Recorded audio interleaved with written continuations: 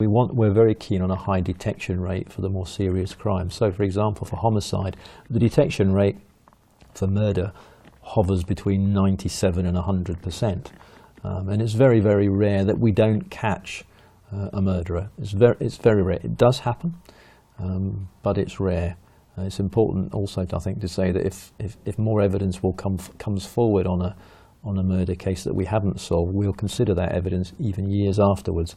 And with advances in science, particularly in DNA, we regularly review cases that took place a few years ago to see, is there more that we can do? If we do another public appeal, can we get more evidence? Would somebody come forward? Is there scientific evidence available that would help us to detect the crime? CCTV, closed circuit television, is also incredibly important in detecting crime. That's where it is mainly used by policing. It's a very important aspect of all major crimes, and there won't be a homicide investigation or indeed a serious investigation in Scotland that there isn't a CCTV element to the investigation. When it comes to things, I mean, obviously we detect crime when it happens and it's reported to us, but it's far better for everybody involved and the country in general if we prevent crime in the first place. So our main aim is to reduce crime. So we will detect it and try and detect it when it happens, but really we much prefer if we could reduce the volume completely and prevent crime happening in the first place.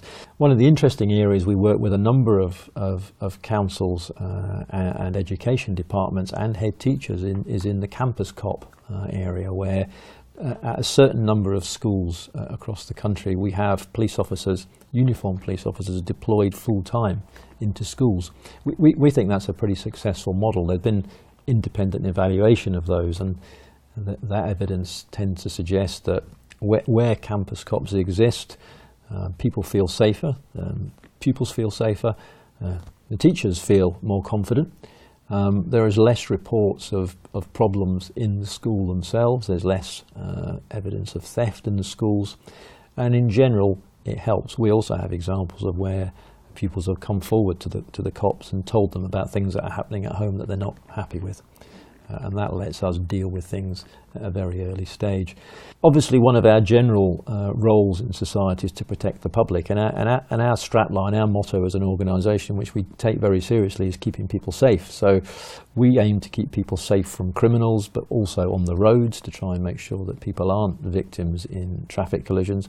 Keeping people safe in the countryside, on the mountains, so lots of officers are involved in mountain rescue, and we coordinate mountain rescue across Scotland. So keeping people safe is something that we work on in general.